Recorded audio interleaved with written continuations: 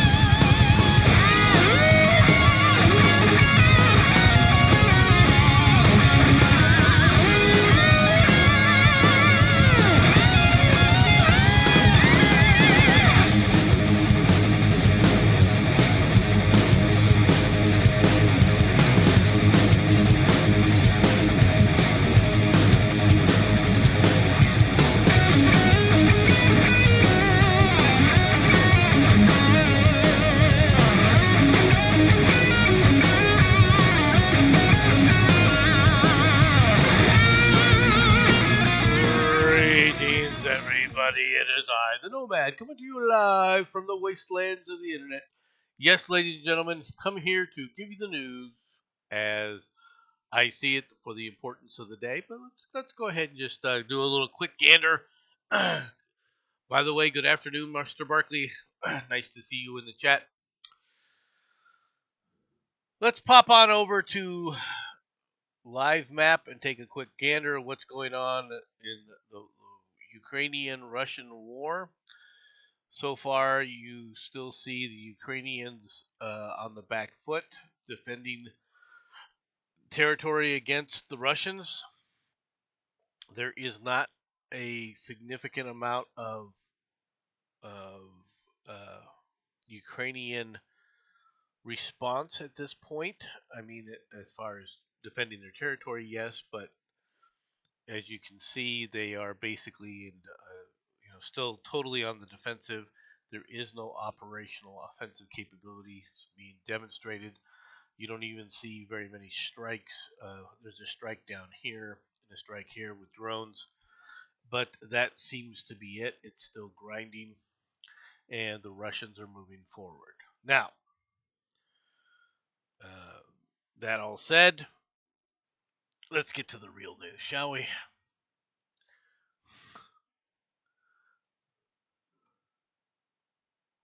U.S. military intervention in Iran may begin within 24 hours, European officials say. An unnamed Israeli official also said it appeared that Trump had decided to intervene, although the scope and timing remain unclear. U.S. military intervention in Iran could come in the next 24 hours, two European officials said on Wednesday evening, Reuters reported. An unnamed Israeli official also said it appeared that U.S. President Donald Trump had decided to intervene, though the scope and timing remain unclear. The United States is withdrawing some personnel from key bases in the region as a precaution amid heightened regional tensions, Reuters reported earlier on Wednesday, citing an unnamed U.S. official. Okay. Okay, but that's all fine. Here's the response, okay, from the Iranians. Excuse me, a little bit of a sniffle, there. Stifled sneeze. Iran issues chilling assassination threat to Trump as tensions spiral. This time, the bullet will not miss the target. Iran has issued a chilling assassination threat to Donald Trump today, amid escalating tensions between the two nations. State television appeared to broadcast footage of the 2024 attempt on the U.S. president's life in Butler, Pennsylvania, alongside a text that translated, "This time the bullet won't miss." It comes at a critical moment in U.S. Iranian relations as Trump looks at a range of options for military action in Iran in response to the regime's deadly crackdown on protesters. More than 3,400 people have been killed by Iranian security forces, says a human rights group, as the U.S. evacuates hundreds of troops from its largest base in the Middle East amid fears the regime will retaliate against a possible strike. Donald Trump has vowed to take strong action against Iran if the regime hangs protesters, while Iran has said it will fight off enemy attacks until the last drop of blood. Okay. So one guy said something, well, that was a mistake. You're basically threatening to assassinate the United States president. You are, in a sense, admitting that the previous assassination attempts were done by the Iranians, all right, or in coordination with the Iranians. Regardless of what the quote unquote FBI has said and stated in the past about how it was a lone wolf operation by an 18-year-old with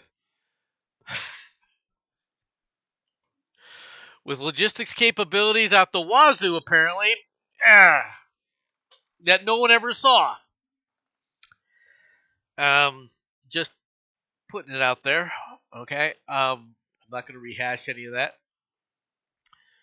The Trump has stated and told the Iranians, keep fighting, we're on our way. What is Trump expecting to do? Becomes the question. We can do airstrikes. We could start airstrikes today, as a matter of fact. Okay. It is not out of our purview. Continuous airstrikes, however, and continuous operations are what would be needed to actually topple the Iranian mullahs. Okay. Going in there for a strike and hitting a facility once isn't going to do it. If you're going to go try and actually topple this, you're going to have to do something that's continuous, all right, again and again and again, and stay on top of it. And quite frankly, we don't have the logistics in the area to do it. Not yet. Now, could we put them there? Sure. But you're already seeing a different type of response from our supposed allies in the Middle East. They want things out of the way. They want to play the game of, well, it's not our fault. It's not our fault. Leave the Iranians alone. It's not going to work. Okay. Something has to be done. Trump has promised this now. He's going to have to deliver. Now, I know there's a lot of people who are screaming about how this is not something we need to be working at. We got enough problems on our home front to deal with.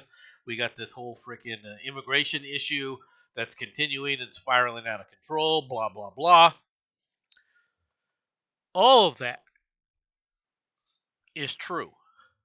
But the president's ability to affect that truly is minimal compared to what he could do to Iran. Okay? And what we can do with Iran. It's truly an issue. There are other problems with the Iranians, all right, in toppling the Iranian regime that doesn't appear, okay, for like the Venezuelan. Good time to deport Iranians. Well, they never should have been allowed in the country to begin with. You want to know the truth of the matter. All right. After the fall of the Shah, we should not have been, letting these people anywhere near the United States, as far as I'm concerned. But regardless, the Iranians. The problem with attacking the Iranians is Iran has a long border. Okay. with Russia and is a quasi ally of Russia. Russia is busy in the Ukraine. They won't have the ability to support their supposed ally.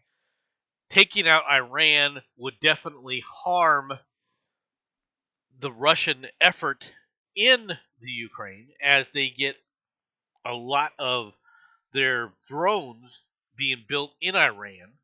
Okay, so although that is not a huge issue because, well, quite frankly, they can start building the drones themselves. Okay, and Russia will do that if they need to. I mean, that issue is kind of moot in a lot of ways. Can we do it? I don't know. Are we going to strike? Quite probably. Right? Um, Does something need to happen? Depends on how you look at it. If you're one of the people who thinks that, hey, we got to support the protesters, we can't allow countries to just go on and happily massacre their civilians. All right, who all they want is a better life. Well, shit or get off the pot. If we are able to wipe out the Iranians, does it give us more successfully? Okay. Does it help the United States internationally? Yes. Domestically, not really. But internationally, it does. Because two support elements for our biggest competitors, Russia and China, are now neutralized. Okay? So, it is what it is. Denmark! Denmark sends military reinforcements to Greenland. Trump goes, yeah, dog sled. An advanced contingent of the Danish armed forces has arrived in Greenland, Danish broadcaster DR reported on Wednesday. They don't care about Iran or Iranians. They just fucked up with the assassination. They did. Okay, I agree with that. According to a report, Denmark is deploying military equipment and advanced troops to the island to prepare for the possible arrival of larger forces from the Danish army and other branches of the armed forces. Danish Defense Minister Troels Lund Poulsen said on Tuesday that the Danish government is committed to establishing a more permanent and larger military presence for Denmark and its NATO allies in and around Greenland. He described the move as a clear response to challenges facing the Arctic, Danish media reported.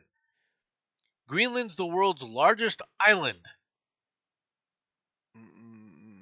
Not really.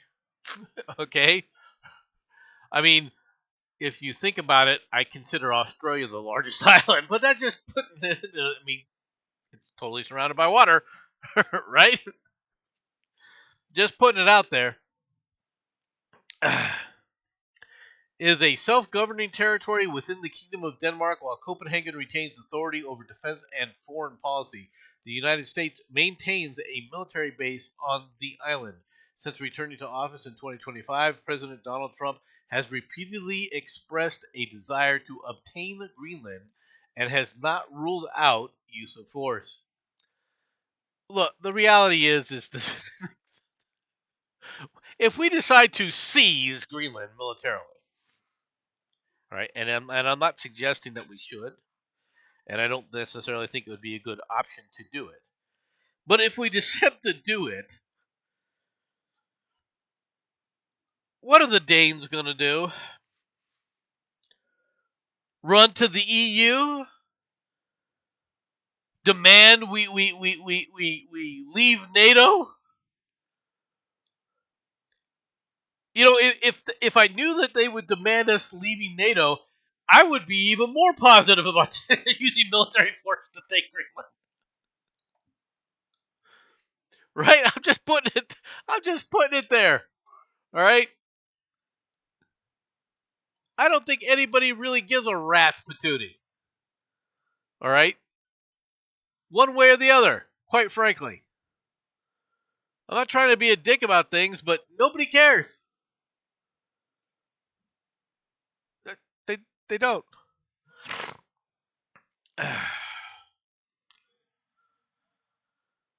Young Americans are unplugging, and it's making them happier. Study finds.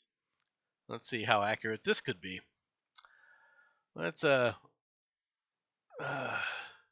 Gen Z leads the way when it comes to taking a much needed digital detox, survey says.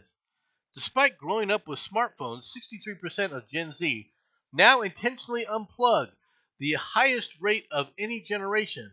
On average, 70% of Americans spend time online. All right, on average, 70% of the time Americans spend online leaves them feeling disconnected, lonely, rather than genuinely connected, leading to feelings of being overwhelmed.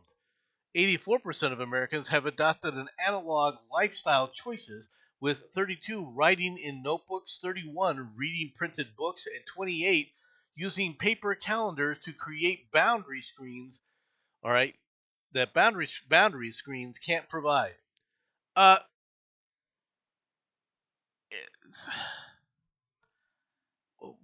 what the what unplugged means what?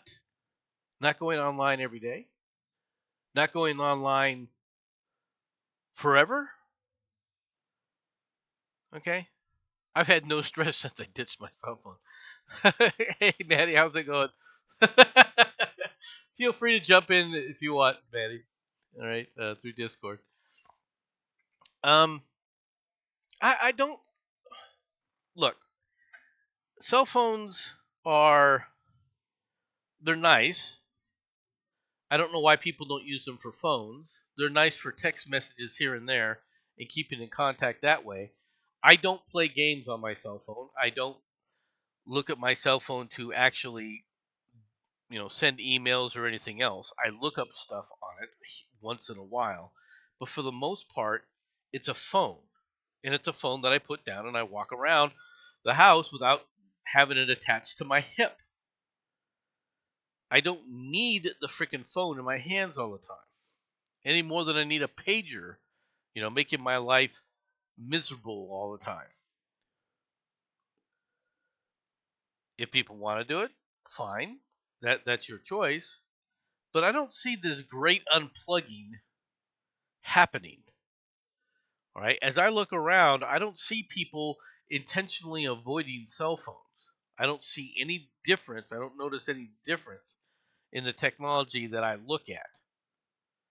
I'm not saying that I'm as quote unquote plugged in as the people. I'm not walking around with some kind of like meta glasses on to sit up there and keep track of the world and doing stock trades and everything. That isn't me. Okay. I'm just putting stuff out there that I this whole online experience. I think studies like this. I would like to know who paid for the study to find this out. To be honest. Breaking news: two Japan opposition forces eye new party to coordinate lower house election. Okay, for those who don't know, the Prime Minister of Japan, all right, has said that they she's going to call for elections to their diet, their parliamentary house. Okay, and I'm actually weirdly warm right now. It says 42 degrees. It's a good 60 here. I'm not trying to brag or anything, but it's 60 here, and I got nice sunshine outside. But in Japan, she's calling for re-election of the Diet to try and consolidate power for her LDP party. Okay, she wants this because she has plans to increase the military budget significantly, and there's strong opposition parties that are part of that right now, and she's trying to purge them. And this is something Japan has long argued over. Okay, what is this? How do they handle things? There's a realization by some of the actual wiser leaders in Japan that the United States is at a tipping point right now when it comes to the world. It wouldn't be that way if the EU hadn't screwed us over. But right now, the United States is at a tipping point and can't play the game of we're the only ones that are going to ride to everyone's defense in the world. The costs are just too damn high right now. And we have not divested ourselves of the draining aspects of our economy that have been propping up the socialist networks and the wonderful, utilities of the rest of the world, especially in Europe. Europe hasn't had to pay for its own defense. All of their freaking, welfare programs and everything come because the United States is paying for their defense and through other things that the United States has been paying for, which has given them the ability to say, oh, we'll just spend money we won't spend money on defense for ourselves. No. We'll leave all that to the United States and everything. And meanwhile, while the United States is giving us money in other areas, we'll pour it into social programs. We'll pour it into, nationalized health care. It's not a consequence to us.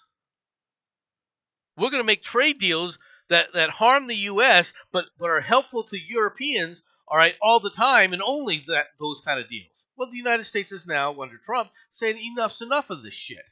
If you want real trade deals, you'll start to pay real trade deals, and they don't like that. All of a sudden now, all these countries are teetering, all because the United States is saying, we're not paying the freight anymore.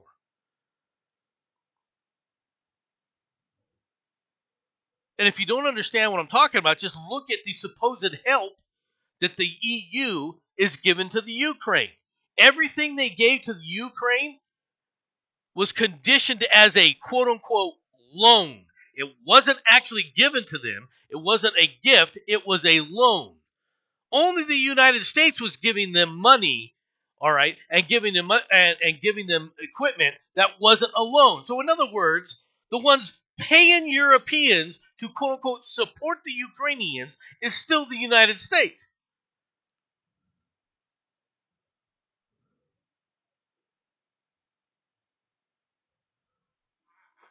So, yeah, this is ending now. The Somali fraud, it's another way they've been doing it, through these fraud networks. This is why there has been so much squealing in D.C.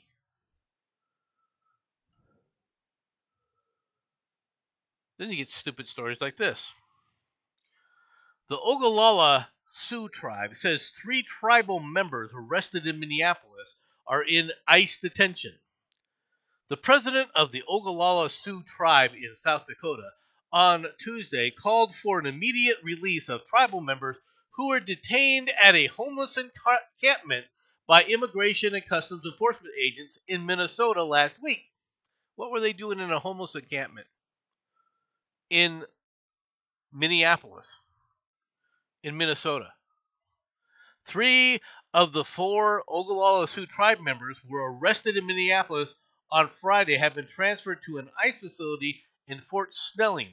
President Frank Starr Combs, said in a statement released with a memorandum sent to federal immigration authorities. The Ogallala Sioux tribe's memorandum makes it clear that tribal citizens are not aliens and are categorically outside immigration jurisdiction.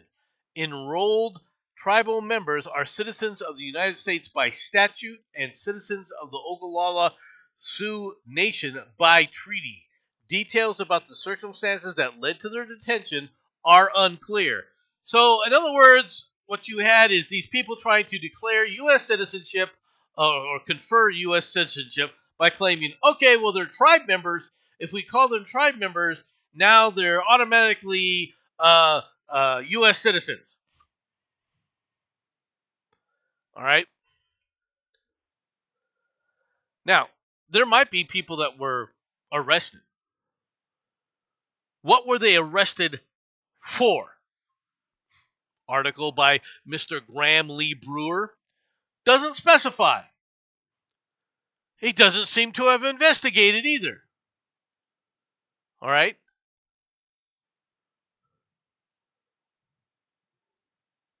Basically, what this guy is saying, all right, from what I can read in this article, all right, is that they are claiming that these people are members of the tribe and therefore automatically U.S. citizenship.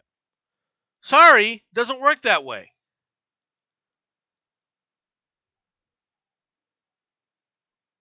I suspect that these people aren't quote unquote Mexicans. I suspect that they're probably Canadians because there is Oglala Sioux in Canada.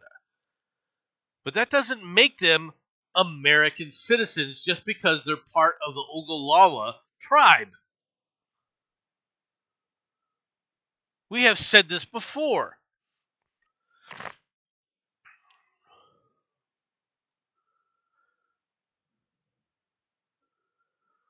I love this statement here by Estes.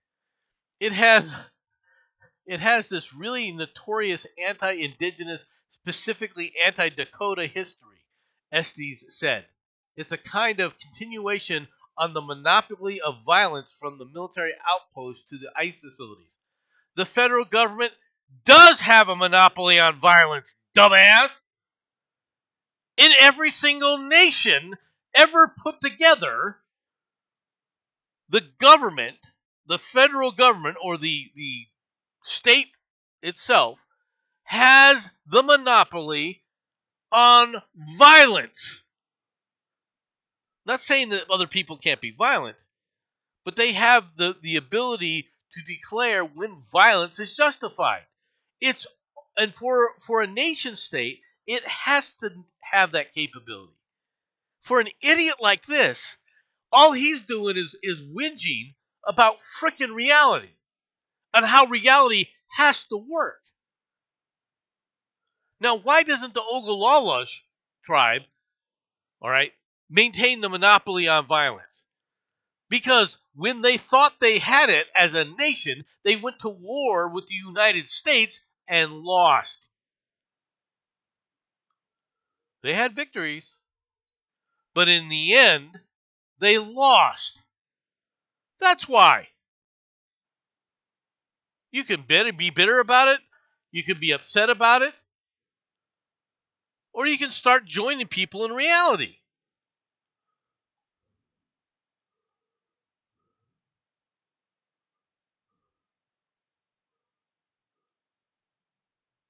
But what it is these people have been trying to skirt and play games and basically stick it to the federal government, thinking, well, whatever I decide the federal government should or shouldn't do, I become the sole purveyor of that.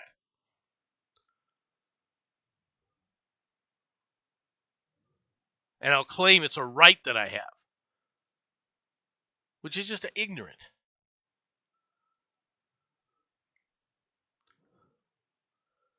Media covering for media. FBI searches the home of a Washington Post journalist in a leak investigation. It is exceedingly rare, even in investigations of unauthorized disclosure of classified information, for federal agents to search a reporter's home. Well, it's not that rare, all right? FBI agents searched the home of a Washington reporter on Wednesday as part of a leak investigation, a significant escalation in the Trump administration's tactics in seeking information from the news media. It is exceedingly rare, even in investigations of classified disclosures, for federal agents to search a reporter's home. In 1980, law called the Privacy Protection Act generally bars search warrants for reporters' work materials unless reporters themselves are suspected of committing a crime related to the materials. Which, hey, I would say that, yeah, I suspect them that there's a crime there. Washington Post reporter Hannah Natsan, I'm not trying to butcher your name, lady, but I don't really really care about you. All right, had spent the year covering the Trump administration's effort to fire federal workers and redirect much of the workforce toward enforcing his agenda. Many of those employees shared with her their anger, frustration, and fear with the administration's changes. A spokesperson for the Washington Post on Wednesday said that the publication was reviewing and monitoring the situation. The law enforcement agents seized laptops, a phone, and a smartwatch during their search.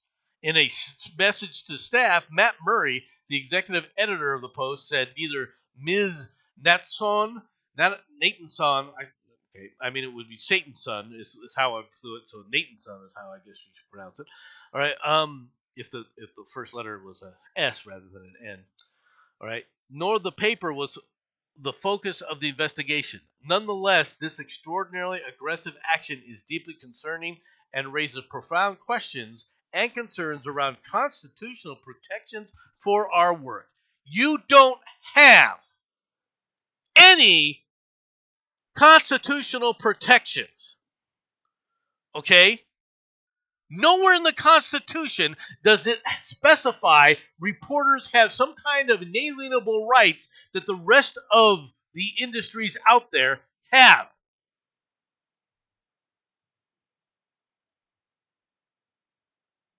Nowhere. The difference now is Trump has laid it out that if they want to play the silly bugger games that they played in the past, and I'm talking about the media organizations, he's not going to sue the reporters. He's going to sue the papers. He's going to sue the organizations. And he's been winning doing that. Because there's been a realization here that these organizations, these supposed news organizations, are not engaging in news.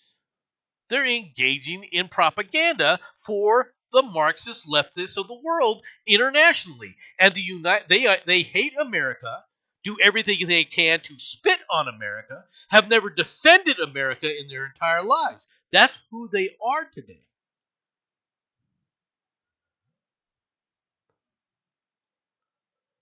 Too many of these people have been sniffing their own farts and sniffing their own asses to the point they can't even see straight.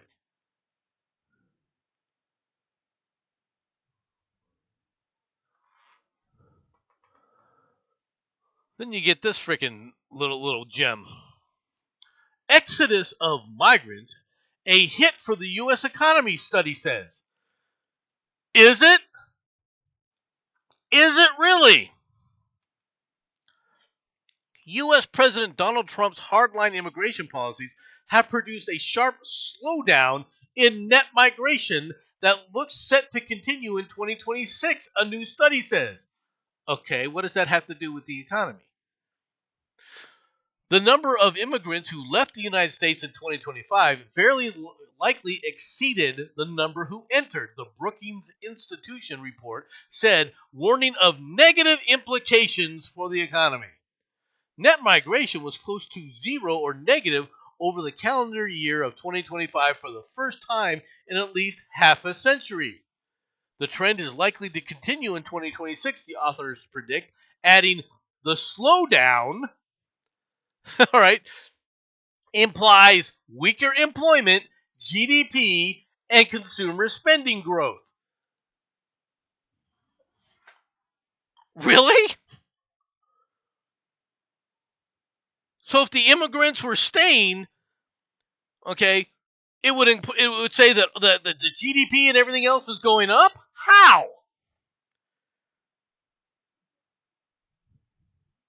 Please elaborate. Well, and why aren't you specifying who these frickin' authors were? Gee, there's more jobs in America for Americans because the immigrants can't take the jobs. Well, that's going to negatively affect GDP. What? Where do you get that?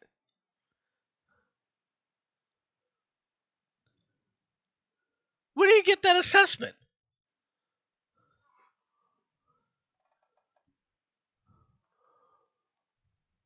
See, the only time that can be accurate is if the immigrants, all right, somehow are creating wealth in this nation and that the wealth is staying in this nation for consumer spending growth. But in reality, the consumer spending growth isn't reliant on immigration, never was. And the GDP's numbers are always inflated because so much of the GDP numbers, as they are currently calculated, come from the government. Workers, it's in the government. Governmental spending. Governmental spending into oblivion doesn't help. Sure, it may look good on a GDP number, but in reality, the country's worse off. Getting rid of immigrants, all right, lowers the amount of government spending. Oh my God, the GDP is underwater. It's stupid.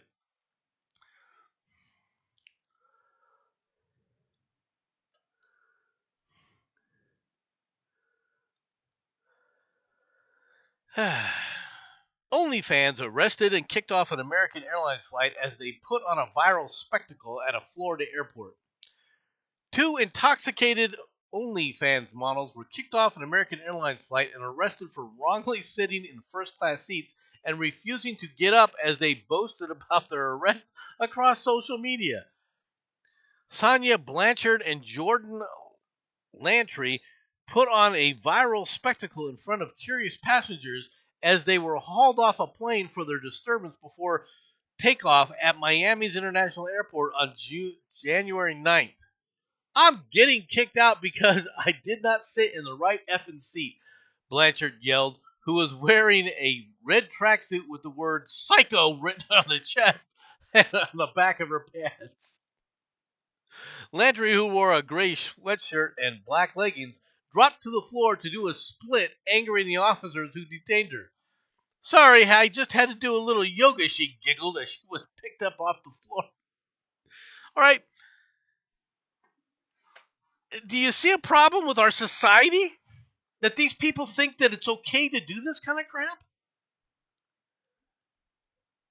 That they've normalized this kind of nonsense? Now, of course, it's a publicity stunt. You're right, Matt. All right, it's a publicity stunt because they want people, they want traffic to their OnlyFans account, and unfortunately, the sad thing is in the short term it will. In the short term, this is going to be the case.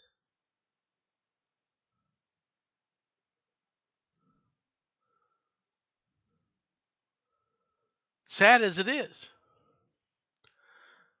All right. Wildlife crews stop actively searching for young wolves after livestock attacks. From San Francisco, wildlife crews are no longer actively searching for two juvenile gray wolves who are part of a pack that killed dozens of cows and calves last summer in Northern California's Sierra Valley, an official said on Tuesday.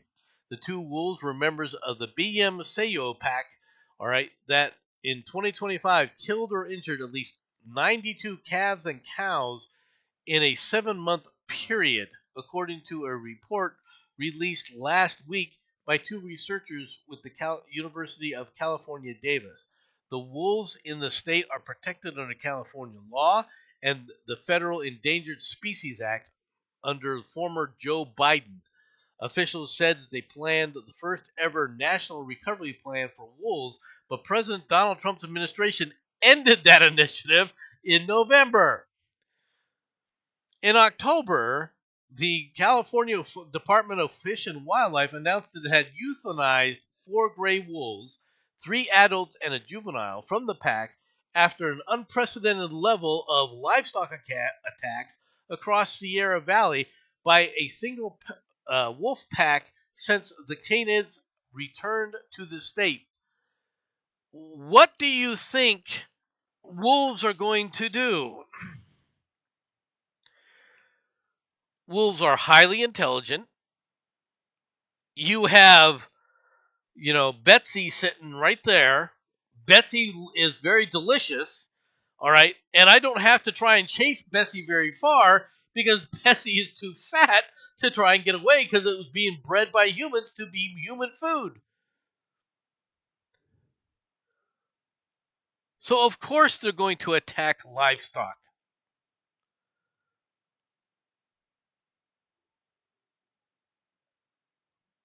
Chasing after Bambi and Bambi's father and mother is a hell of a lot more difficult than getting Moo Moo.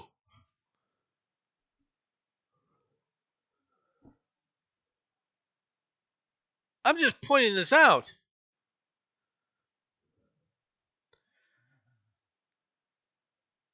When you introduce and reintroduce these top line predators to this area, and you place them off limits to hunting, this is the result.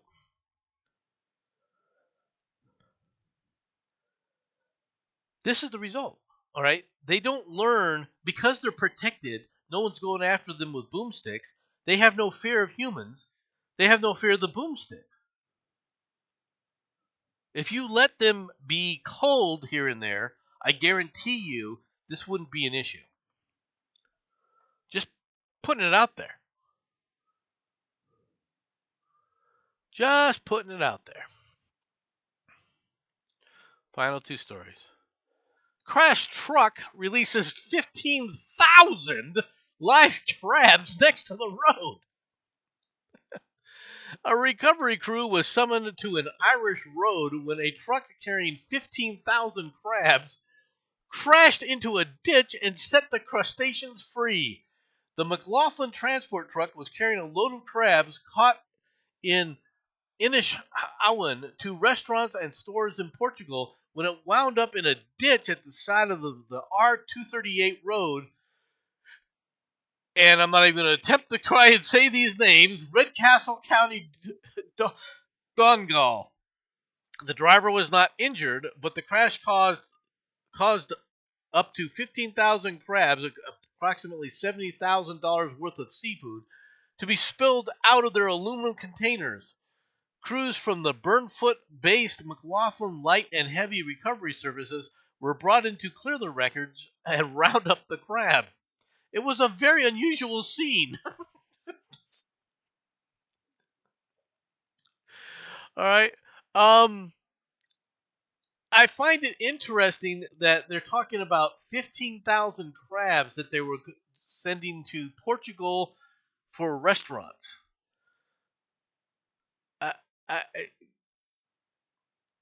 I'm kind of curious about that. Okay, I'm kind of curious to just how many crabs, how much, what kind of diet? 15,000 is a lot of crab. Okay, I'm not saying people don't like crab.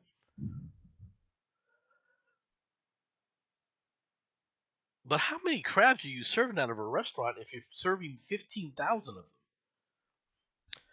By the way, approximately 95% of them were cleaned up, which leads another probably 1 or 2,000 still roaming around, roaming the countryside. Final story of the day from yesterday's: goat joins mystery monkeys on the loose in Missouri.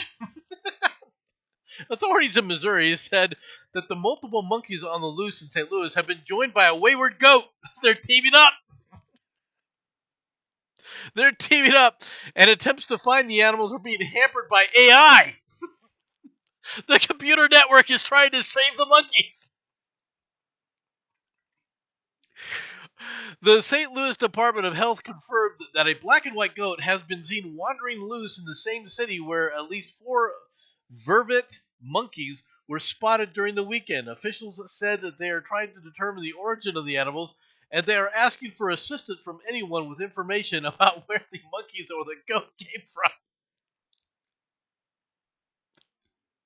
Meanwhile, AI is saying, we must protect the monkeys and the goat. In fact, I'm sure that the AI sent the goat to protect the monkeys themselves. William Springer, a spokesman for the health department, said that the search for the animals has been further complicated by photos on social media that turned out to be generated by artificial intelligence. We will hide the monkeys. Pixar presents monkey. It's been a lot in regard to AI, and it's genuine, and what's not. All right, people are just having fun. I don't, I don't think anyone means harm. The AI is out of control. The computer networks are trying to protect the monkeys. Send in the reserve goats. Soon it'll be opening the pens to the pigs. Expect the horses next.